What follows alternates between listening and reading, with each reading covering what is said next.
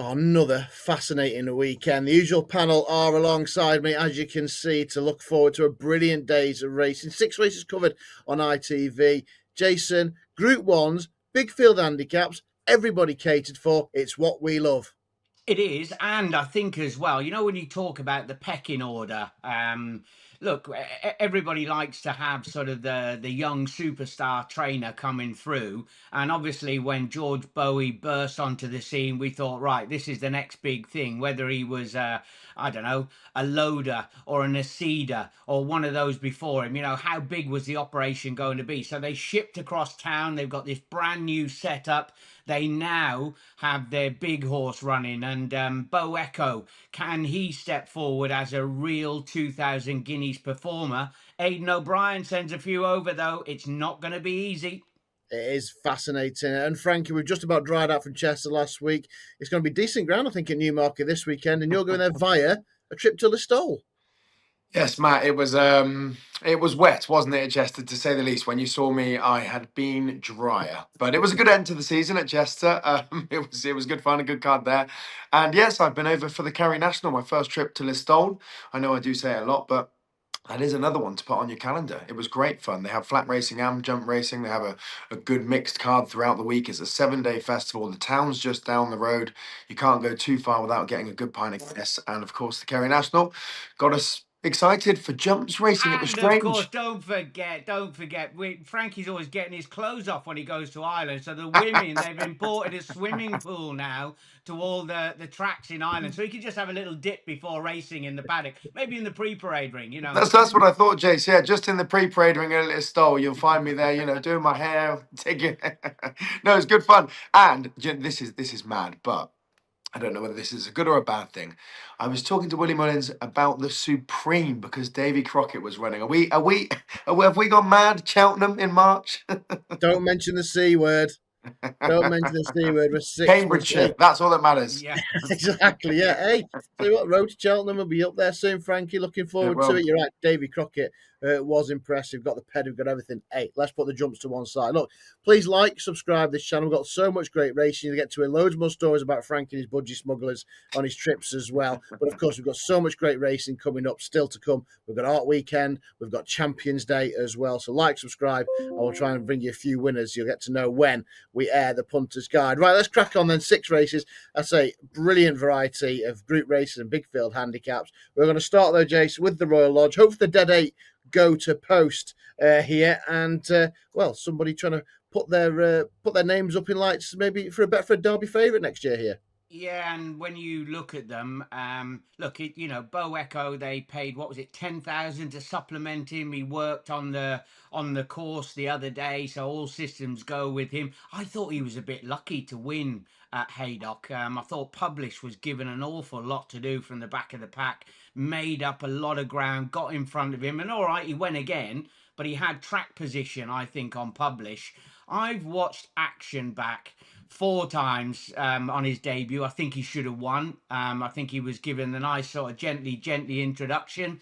Big step forward. He was in front and didn't do a tap. Now, everyone's been saying he's a half brother, blah, blah, blah. He's a 3 parts brother to Lambourne. And he's going to stay. He's a fascinating runner, and he is the one who's going to serve it up for Aidan, I would imagine. Interesting action then. Yes, decent pedigree that. Looking at Lambourne's exploits this year. Frankie, what wins the Royal Lodge?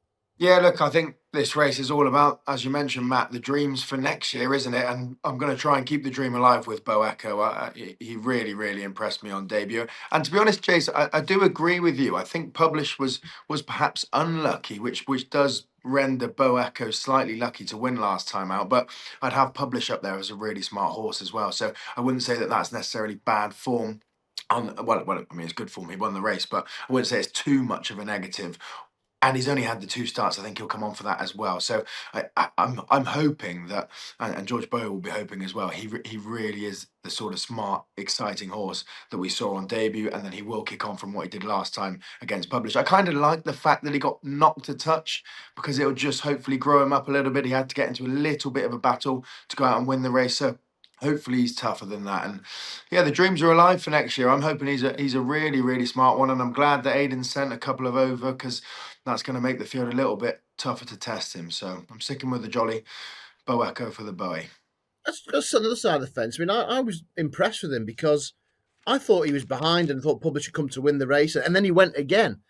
So I thought it was a good sign of his attitude that he didn't just wilt and he just wanted it more. I thought that's how I read it. I mean, Yeah, I suppose he did show that, didn't he? When Publish came upside him, he sort of kicked onto another gear. The counter which I thought was that Publish maybe lost his balance and therefore couldn't get into final gear. So I don't know. Yeah, we'll see, won't we? I guess, but he won his race anyway, didn't he? He's got a one yeah, next to his name. yeah, no, it's interesting. It's all about opinions. Let's move on to the Cheveley part, then a Group 1 for the fillies. And again, this is brilliant. The 1-2 from the Lowther, renewing rivalries, Jason. Another brilliant heat and a Group 1 to boot. Yeah, I'm leaning towards Ireland again here. Sadly, look, I mean, I know you've got Rod Millman in there. Good luck with him. With Anthelio, who's been an absolute superstar. Picked up a fortune for next to no money, so always good to see. Be a strong pace in here. Fitzella loves to pop along. Beautify ran in the Moy Glare. Now, going up the hill in Ireland that day at the Curragh, there was a stiff headwind.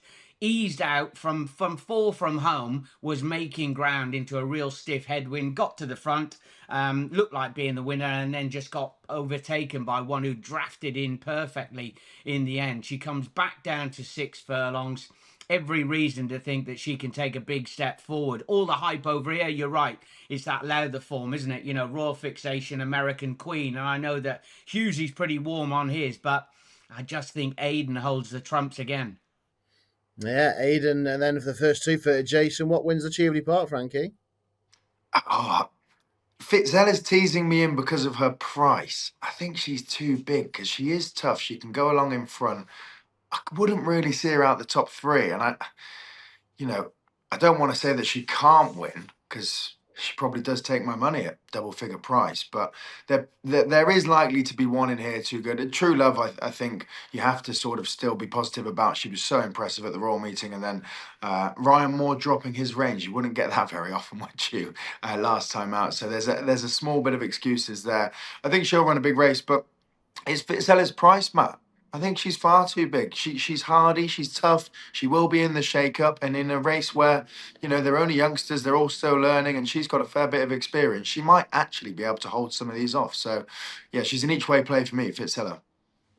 Okay, then. Yeah, been a good season, hasn't it, for Hugo Palmer? Let's move on then, Jason, to the Middle Park. And I'm wondering, are you heading to Ireland again? Because the Publican Son, is an intriguing runner, isn't it? Joseph O'Brien, a maiden, a Sheen Murphy booked.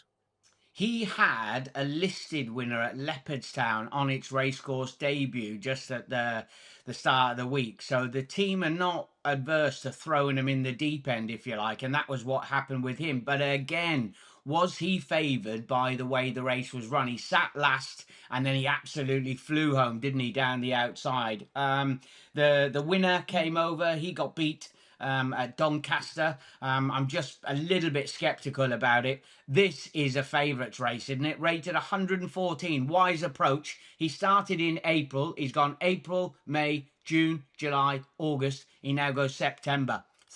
Thank you very much.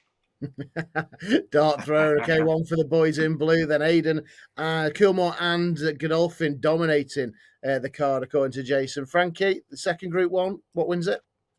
I'm going to give our Betfred St. Ledger winner another chance. Tom Marquand on board Kansas, who we did see at Doncaster. What a ride it was as well in the St. Ledger on board Scandinavia. It was some roar watching that race unfold. But yeah, Tom takes the ride again for Aidan on board Kansas, as he did at Doncaster, over 5 behind Revival Power. And Revival Power that day pinged the gates, went forward, said, "Catch me if you can." It's a 5 furlong sprint. And if you watch back the last furlong, Tom was just sort of easing Kansas in, well, the last couple of furlongs, easing Kansas into the race and picked up quite nicely, to be fair, for a horse that was a fair way in front and had the run of the race. So now stepped up to 6 furlongs. I think that'll eke out a little bit more improvement. And I think you can mark the performance up given what Revival Power and Sheen Murphy did at Donny. So it's Tom Marquand, Aidan O'Brien in those same silks again that we saw at Donny on board Kansas for me. I think Kansas could run a big race here. Yeah, cracking start to the card, isn't it? 3 brilliant juvenile races. And then, Jason, it's the cavalry charge of the Cambridge. I say cavalry charge. Would you be a little bit concerned that they've only got 24? I mean, this has been a maximum fill since I was knee-high to a grasshopper. Only 20. We used to have a consolation race. We had hundreds in here entered, and we're only getting 24 for a Cambridgeshire. Yeah, that is a slight concern, isn't it? I think that with so many options available for a lot of horses that are rated, I mean, the top rated in here is 109. So, as mentioned by Carl Burke, he could be a group horse in a handicap boiling point, or that's what he thinks anyway. That's the level, and some people are going those sort of options rather than sort of sticking down the handicap route. I've got 2 darts. I'm going to fire at it. They're absolutely massive, the pair of them. Slightly concerned for me that they're both drawn over towards the low side, and the stats would tell you it's not the right place to be, but I've seen, listen, boiling points over there, and if Carbert thinks he's a group horse, he's going to take you to the furlong marker anyway. Mahaba Gayath, 3-year-old for Mark Johnson. Done nothing but improve. He's got an official rating of 102. Looked all over the winner, didn't he, at Glorious Goodwood? Got picked up late, ran over 1.25 miles at York last time. Was the only one to come from the back of the pack and stay on. Just has that profile of one who's at a ridiculous price that can run well. And the other one is actually a 4-year-old. He made a winning debut for his trainer up at Thirsk. He was then thrown in the deep end at Goodwood. Didn't run too bad behind a couple of fair sorts with a handicap rating of 88. Divine Knight, all the way down the bottom of the weights. He's got to be 66s, I think Fred is offering, somewhere around there. So, it's the type of race where you need a result. And look, I'm shying away from the everybody can latch on to a Westeridge, a Thunder Run, a Fifth Column, blah, blah, blah. They're all 5, 6, 7 to 1, aren't they? Not for me. Too big prices. That's what we like. There's always a big price in the frame of the Cambridge. We've had a few big prices hit the jackpot, of course, in recent years. So do not be afraid to offer the price, especially with the extra places. So Mahaba Gayath and Divine Knight 2 for Jason. Frankie, how many darts are you having? 7, 8, 9? You should have asked me about the Kerry National, Matt. Jesus, I had half the field. I am going to give you 2 horses, 1 trainer. Carl Burke, I think, wins it. And I think they're both worth backing. Boiling Point could be a very, very smart horse. I know he's got a lug round 9 stone 12, but there's a part of me that feels he could be very good. And there wasn't anything jumping out at me that I thought was extremely well handicapped. I thought a fair few of these we sort of knew enough about, and they've all found their level somewhat. So Boiling Point at the top of the weights, you'd hope would run a big race, and he's backable at his prices in each way price. And as Jay said, he'll certainly take it to the furlong. Hopefully he'll be in the shake-up. Whether he gets tired late on with all that weight, we'll find out. But I think he's certainly one to play. And then Carl Burke's other Thunder Run, he has a good go at Newmarket. He's got reasonable form at Newmarket. He's won a couple of these big handicaps. He raced over 1.2 miles, 1.3 miles even last time. I think this slightly shorter trip will suit him. So I'd say he'll be in the shake-up as well. I think it's 2 darts for Carl Burke and me. And another thing to add to Thunder Run's success, hopefully, will be Charlie Bishop on board. He's having a brilliant season, pairing up with Eve Johnson for a couple of smart horses. So, Carl Burke to win the big one for me, Matt. 1 trainer, just precise today, precise darts. And something else I want to ask as well. I'll start with you, James. A really interesting one is obviously Treble T, well in, one impressive with Doncaster. Shea Murphy on that day. He's going to ride Fort George instead in the hay silks for Ed Walker, who I think he might have upset a little bit on Wednesday at Goodwood. Really? The ride on Royal Playwright when he carried across Mr. Riz, he wasn't very happy with it, was he? Yeah, listen, how much will you read into that? Is that something that he's got, like, because he rides a load for the Balding team and they have got the Hayes have got a lot of good horses in there, haven't they? Has he sided down that way, thinking that, the Crisford team are not, well, they use him, or has he gone down the route of that horse being particularly well in as well, or is it a loyalty factor? But he appears to have about 4 retainers, doesn't he? Yeah, he has, hasn't he? Yeah, he's got loads, and has he got? It's funny. I always remember when Dettori used to say to me about Ryan Moore, like when Sir Michael Stout was in his absolute pomp, and he's riding for Hayden as well. He said he'd never been in an arena when somebody had so much clout for spanning so many stables, because Ryan was riding first for Hayden. He had first call on Stouties. He had first call on Hannons. Right? All of a sudden, with those 3 stables behind you, you can just make up your book and win the Jockeys Championship for fun. That sort of way. And Oshin has worked himself into a similar sort of situation, hasn't he? He He's must just, be what, 30 sorry? clear in the Yeah, oh championship, is he yeah, now? he's miles clear. He's absolutely Yeah. miles clear. And on that note, it's not been picked up at all. Joe Levy, who just lost out in the Apprentice Championship last year, it's not been mentioned, has it? He's about 10, 12 clear in the Apprentice title. It's not been mentioned at all because it's not like that. Nobody's really talked about it. So I think he's a little bit aggrieved about it. I saw him at Wolverhampton the other night. He was in a, little tetchy sort of mood or whatever. I nearly gave him a kick up the arse. Where it wonders. Isn't, I mean, obviously, I know you've been at Windsor this week. Oisin Murphy he has dominated, right? He's had, I think, is it 2 or 3, 4 times he's had at Windsor this year as well. And he has been absolutely dominant. And you're right, he's got obviously the Al Cigar horses. He's just got the Prince Faisal job as well. Obviously, Qatar. You mentioned all the horses he got a ball in. So it's just a clean sweep, isn't it, at the minute? Yeah, he's got a massive pull. All of them trainers in there. Gosden, like he's ended up sort of being the go-to man there as well, hasn't he? So obviously when Colin Keane came over, that took a massive slice away from quite a few of the riders. You got Ross Ryan. It was funny when you saw that what the riders were picked for the Betfred St Ledger. All right. Tom Marquand, fantastic. His hat is now in the ring for the Arc going forward and all of those sort of rides. But Ross has surely got to start coming in for these from Hayden, or is it something we don't know about? Interesting. Maybe I think Ed Walker and Ashima if we have to bury the hatchet though. After that 3-horse race on a Wednesday ahead of that Cambridge. You're right. A couple from Haydock as well. I'll start with you, Frankie, over the Flying 5 in their opener at 2:05. 11 go to post. Yes, I'm going to give Vintage Clarets another go. He's Of course you are. Of course I am. Of course I am. Hey, he came good at the Shercar Cup meeting under top jock Huey Bowman, who we'll remind ourselves, Jace, did take the silver saddle. That was the bet of the weekend, wasn't it, for him to go and pick up enough points in the Shergar Cup day? And look, he's ran okay at York since. If you look back through his form, he's ran in handicaps enough times at York, and I'd say he hasn't actually performed his best there compared to other tracks. I don't think. So look, I don't think he's been to Haydock before, but I'd say he'll run well enough here. He's pretty hardy. He ran a good race last time out at Southall on the all-weather. That should get him right for this. He outran his odds last time, actually. Ethan Tyndall, who will ride him again today and take off £7. So a little bit of weight off. Jockey rode him well last time out. It's an obvious one, isn't it? Okay. It's a bad sign, isn't it, Jace, when he's clinging on to a winner from 6 weeks ago? Yeah, well, he's been knocking on the door, hasn't he? Look, I think we all know that Always Glamorous goes lickety-split from the lids, goes about as fast as Jason Hart in the Jockeys race, and keeps on going. But will get picked up in the final 50 yards. Going to look like the winner at the furlong marker.